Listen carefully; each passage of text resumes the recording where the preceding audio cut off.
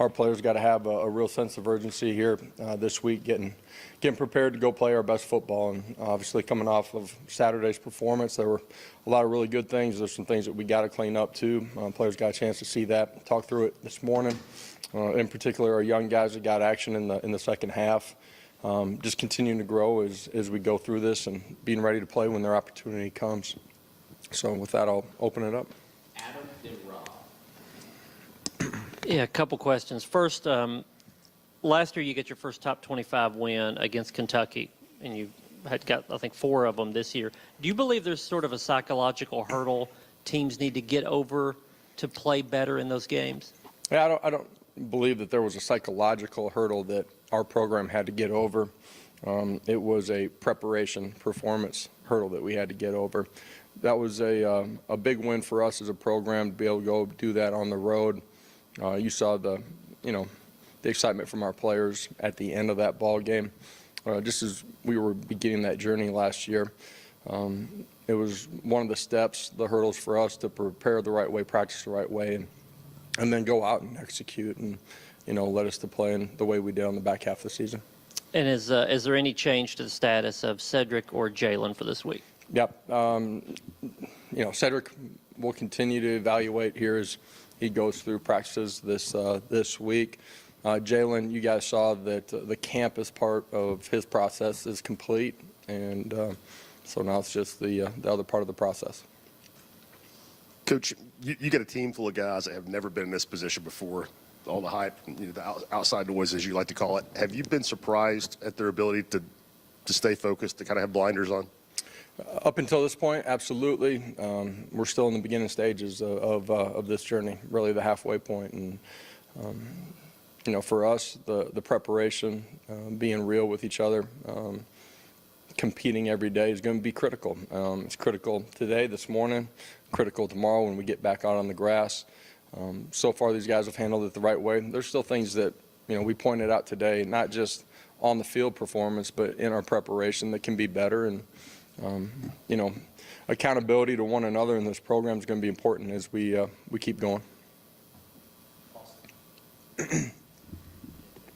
In that same tone, do you think that because your leaders, most of your leaders on this team are kind of steady Eddie, even keel, never too high, never too low, that allows them to kind of keep that same focus and not ride the wave of stuff? And then can you talk about Chris Rodriguez and what he does well? Well, I just think, the leadership from our football team, and the guys that we have that have grown, since we've gotten here over the last 20 months, their ability to put in work, see that work pays off, the ability to reset is an area of, when we got here, an area that we had to grow in, one that we have grown in. The leadership, you guys have heard me say this a bunch, just that the leadership within your locker room is really, really important. And for those guys to grab a hold, not be satisfied with where we are, what we've done, but in sports, it's all about your next performance. That determines, who you are and what you're about. And we're excited for this one on Saturday. Josh, 2 things. Are there any young players from Saturday that showed out enough to where maybe enhanced your trust in them moving forward? Yeah, there were a lot of guys that did a lot of positive things. I wouldn't want to just, point out one guy, but, on offense, defense, special teams, guys that had opportunities that performed well. The challenge is still to continue to grow, and you've heard me say this, good teams get better individually. That's the challenge too. And, for us, like this week, looking back on last season's performance, you see guys out there, and it's dramatic to see the improvement. And that can be from Hendon Hooker, it can be from Jalen Hyatt, from guys on your defensive line, Amari Thomas, just continuing to push and get better. And then when you get your opportunity, you take advantage of it. There's been so much talk in football about analytics and coaching decisions based on that. Can you explain some of the analytics work you guys do in advance, in prepping for it, staff, things like that, and maybe how you apply that in a game? Yeah, for us, just our game day meetings, just as a staff, offense, defense, special teams, understanding the game plan, how we see things possibly unfolding, situations that we would potentially be in, trying to talk through those things. Analytics is, a part of the game, but I think there's still a feel and ebb and flow to every football game too that, for me is important to have a feel for during the course of it. What have you seen from Chris Rodriguez on film since he's been back, and kind of what's he added to that offense? Just, dynamic and ability to do a really good job with the ball in his hands. And for them offensively, I think it's unique in that, just the tempo of play is so dramatic between the two offenses. It's a different style football game. Understand that limited opportunities, for us, and I'm saying that just in the number of possessions that will be in this football game. So it's something that, as a football program, we got to understand going into this one too. Josh, last week the offensive line was added to the Joe Moore Award midseason watch list. What has been the biggest difference for your offensive line this year compared to last year? Just a year within what we're doing. We've had consistency at the offensive line position. We've had a couple guys that have been in and out, but everybody's been playing their natural position as far as, what they trained in training camp and spring ball. Continuity up front, year of growth and understanding what we're doing from Coach Ellerby and their communication.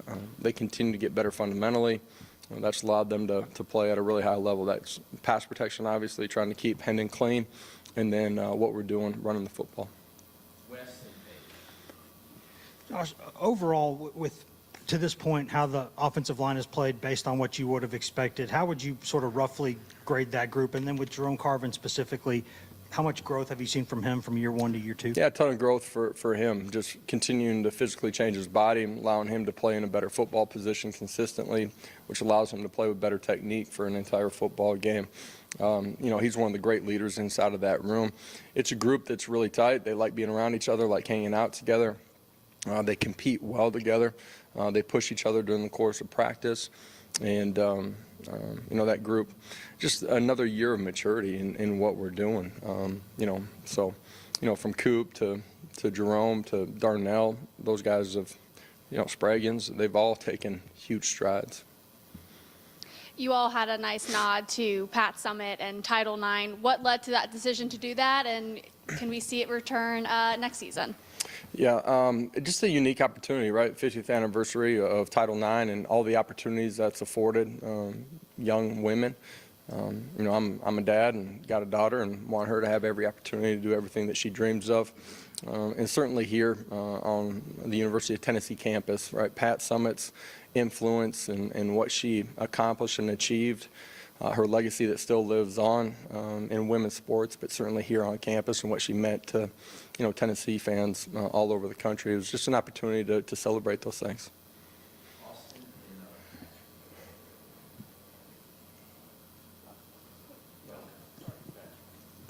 Coach, do you have any update on Taven Jackson after he got hurt in the fourth quarter the other day? Yeah, Taven won't be available this week. He'll be out.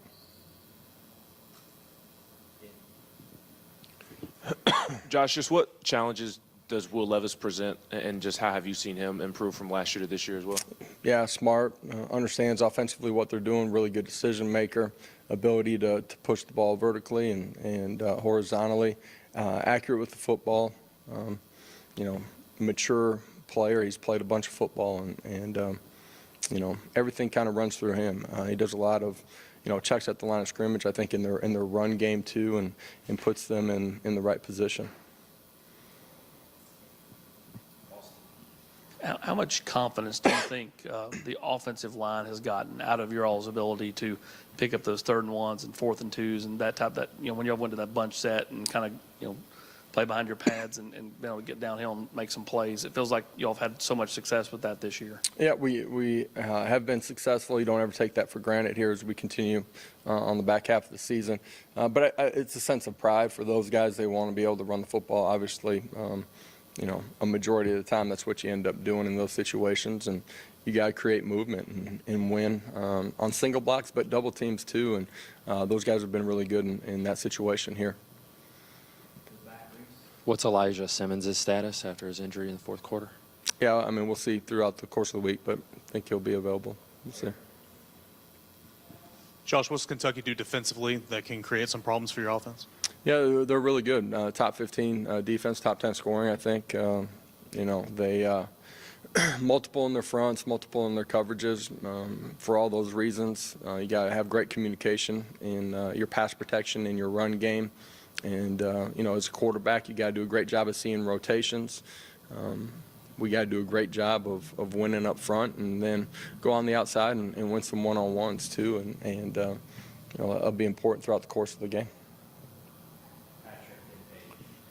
Are there one or two position groups that you think you would say have been the most improved since the start of the season? I wouldn't single out one or two position groups. I think as a football team, we continue to get better week by week.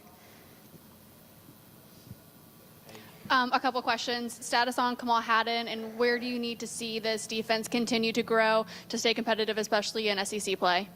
Yeah, all the guys that were nicked up, we'll find out their availability here on the back end of the week. Should have just said that at the beginning. I guess, Josh, in terms of, since Stoops has been up there in Lexington, a lot of people have talked about sort of the physicality of the program. They try to base it around that, the line of scrimmage. What's the message to your guys this week about sort of the level of physicality required for this game? Yeah, the line of scrimmage is something that we talk about winning every single week, both sides of the line of scrimmage, defensively and offensively. Certainly the course are certainly important in this one too. They are a physical football team, style of play, multiple personnel groupings, get into heavy sets, heavy run game and heavy play action off of it to create a bunch of big plays. And I think they're second in the league in big plays through the air and something that we got to do a great job of handling. You can't let them be efficient on early downs and play from ahead of the sticks. Most schools have one or two rivals. Tennessee has Kentucky and Vanderbilt and Alabama and Georgia and Florida, Auburn back in the day.